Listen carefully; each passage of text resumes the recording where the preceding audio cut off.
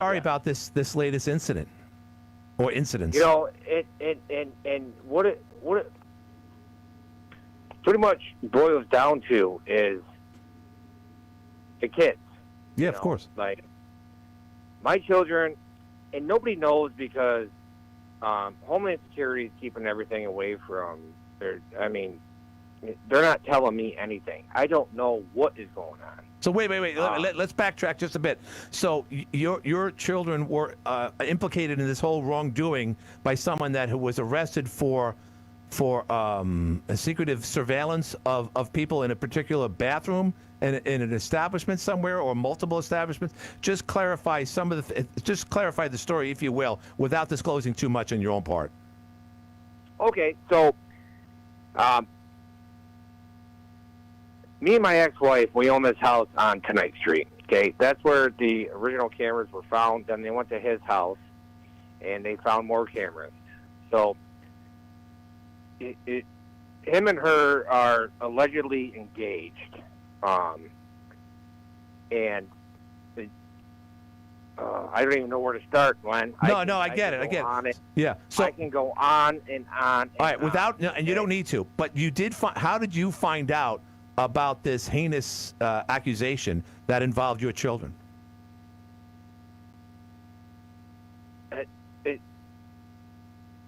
I really can't. All right, never mind. All right, so my point is, and I get it, my friend, and you're in the middle of an investigation, and I don't want you to divulge anything more that might disturb things. But let me just say this, just as an observer, I just thought that the first strike 1, 2, and 3, if you don't mind me saying that, back in 2015, which you alluded to or spoke to briefly about today, I would think that would be enough, but apparently it wasn't. Am I reading that right? Glenn, you're absolutely right. And he got out, I think 2017. He's supposed to be on probation until 2026, but his probation officer let him off early. And I'm in litigations with my ex over custody issues. Right. And his probation officer wrote a letter stating that he was no longer a predator to society. He's been rehabilitated. Can you believe that? This is a Jefferson County probation officer. I'm not going to disclose anything. No, you don't need to. I get it. I get it. You know, I had, and it's dated October 22nd, 2019. This is when me and my ex-wife, we were still married at that time, but we were going through state Supreme Court for our divorce. Okay, so the judge implemented a order to show just cause, and it's even in my divorce decree that this guy Nicholas Sherwood was not allowed to be around my children at all. Okay. And it states right on that order that any state, local, and federal agency is to enforce this. I'll drop a copy off. I'll email it to you. I got it. You know what I mean? Right. And it's never changed. And she's taken me back to court 4 different times to try and have it changed. I've been fighting to keep this predator away from my children and out of that house, which I still own half of, since 2018. Since 2018. And I've tried to have him arrested. I've tried to have her arrested for violating these conditions set forthwith by state Supreme Court. He's a great judge, Judge McCluskey. He's a great judge. I like him a lot. He's a great guy. And I've got nothing but, everybody thought that I was just crazy. There was a lot of people that were like, he's rehabilitated. He didn't do anything wrong. He didn't do this. He didn't do that. Well, I've done nothing but the last 6 years. It's been, probably over $100,000 in lawyer fees. Wow. Just to try and keep this guy away from my children. And this is what happened. And it's not only, you know, my kids. It's my children's It's a lot of kids. friend. Right. That's why it My affects so many children's people. Friend, and Right. my heart goes out to them. Big time. My heart goes out to their parents. Mm-hmm. You know, and you know, Glenn, I've talked to a lot of parents, Right. and you know, when's the last time you heard a grown man cry? I There were in a a lot of situation grown like men crying Sure. to me. Sure. Just this past week. In other words, when you pled your case saying, hey, this is why I spent money, this is why I had so much concern, and this culminated to the findings that just came out in the news, and apparently, like you said, you're going to be on Channel 7 later on tonight to elaborate more, just like you are now, and I appreciate this. But are you saying people got really emotional when this all culminated this past weekend, and you explained yourself, and you said, this is why I felt this way for so long? Is that what you're saying, sir? Yes. I've been emotional about this for forever. I mean, I've been working towards and doing nothing but trying to keep this guy away from my children, other children, my ex-wife's house. I mean, yeah. So you alluded to it earlier, but were you surprised that he got out as quickly as he did? out of where? Out of jail. What do you mean he's out of jail? No. I mean, wasn't he incarcerated for like 3-4 years for his prior crime about 8-9 years ago? He was only incarcerated for like a year. That's what I'm saying. Were you surprised that he got out after that? He should have never gotten out. Well, right. That's why I'm questioning, because I was told he was in there for an extended period of time, and that's why when I saw him in public at a bar, by the way, I was like, wow, what happened to our judicial? And this is before 2020 when everything fell apart. So that's why I asked you. Yeah.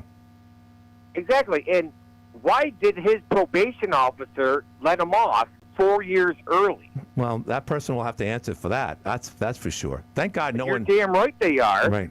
And I'm sorry. No. No, you're good. You're good, my friend. You're good. Someone's going to have to answer for that. And you know what? CPS also wrote a letter to the court stating that Nicholas Sherwood is rehabilitated and doesn't have. They feel that there's no threat to any children. Okay, and I have an upcoming trial on April 4th, so I would like anybody that wants to come out and protest against it, and it all stems from this guy. Okay, because my ex has done nothing but trying to fight me to get him to be allowed around my children legally, so they can get married. And wow. Well, listen. Glenn, I'm sorry. No. Listen, you don't have to be sorry towards me or nobody what you're going through. Not to mention the expense and everything, the hardship. But going forward, and I'm just going to ask you this. I got to go now. But do you feel confident?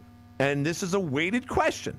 Do you feel good going forward that the results or the arrest that took place this past weekend are final and that you won't have to worry again? Do you feel that? Do you feel that way?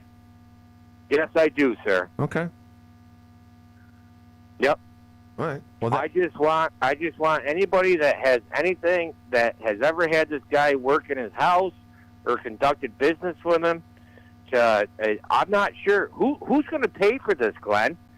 I mean, do they call the cops and want their house searched if the guy worked in their house? I don't know. I mean, who pays for this to search for these cameras? You know, that's incredible.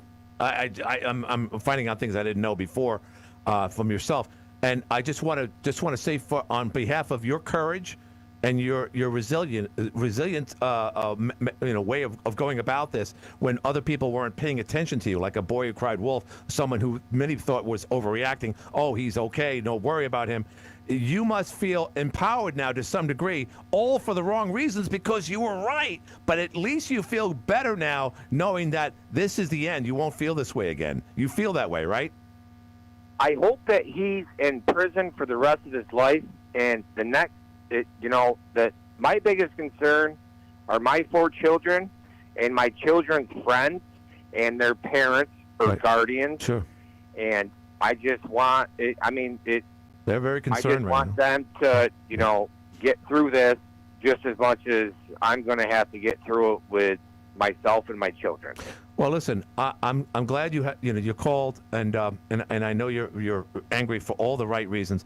Let's stay in touch. Obviously, you have counsel to confer with your lawyer and whatnot. Make sure that we're on the up and up as far as the whole. I don't want to interfere with the investigation, but I really appreciate you calling in today, and we look forward to your report on Channel 7 later on. And if I have any other, information, because I want to be very vocal about this, okay? And if I have any other information, I will be calling in. So you might hear from me tomorrow. All right. All right. Thank you very much for that. And then maybe we can all feel a little bit more comfortable in our community, not just about this guy, but others like him.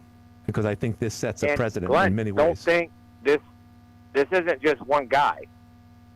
There's other members of the community that knew about this, and so it's not just one guy. Okay. Well, without exploring that, I appreciate that, my friend. And good luck tonight, and we'll see you soon, or we might hear you right here on this show. All right. Sounds good. Thanks again. Thank you. Well, there you have it. Courageous man, for sure. Hi, you're on the air. Oh, Glenn? Yeah. All I wanted to say is you cannot rehabilitate those kind of people. You know what? They've said They're that. You can't call them pedophiles anymore. This guy was a level 1 sex offender. The government has to protect the children if the mother's not going to do it. They got agencies that could get the hell in there. Let me ask a question though. Level 1. I mean, that sounds like someone with pictures underneath his pillow. Based on the report in 2015, what he did over the course of 5 years was a lot worse than what I believe or interpret as level 1. Well, I believe the highest you can go is a level 3 as a very dangerous person. But this guy is dangerous. You have to protect children. That's the government's one of the government's damn jobs. They got agencies here that can get on this case. I'm sure he's got somebody looking into it. Do you think? I don't like the sound limit. Let me ask a question. Of course, this is another thing. Social media is probably knee-deep into this also, Glenn. No, but let me ask you this. Is this an example of white privilege? A guy that comes from a pretty decent family, he's got a little couple of bucks in the, did he talk his way out of a paper bag? It's an example of liberals running the justice system. They don't want to lock anybody up, even dangerous people like this guy. Who the hell puts a camera in a... Come on. Well, who has relations with someone under 18 is bad enough. Under 11 for 5 years. Level 1? What are you nuts? What's that say about the mother? If that's true. Well, no. I can't say anything. No, I know you can't. And a lot of times, based on what I see on reports and documentaries, people like him get away with it. And I'm being honest. Get away with it without his spouse or significant other knowing it. It's crazy. Yeah, look at that woman that stood by with her 3-year-old son got beat. Yeah, well, there's examples of battered housewife syndrome, or call it what you want. But yeah, I don't know much about the case, but once I hear something like that, this is the kind of guy. You got to keep an eye on him, and you can't have him walking on the streets. I don't believe, but well, apparently he was. Justice system today, Glenn. Yeah, he's not alone. There are a lot of these people are on the streets. You got to be careful. No doubt. Okay, Glenn. Well, thank you. I appreciate it, my friend. Thank you. I'll talk to you.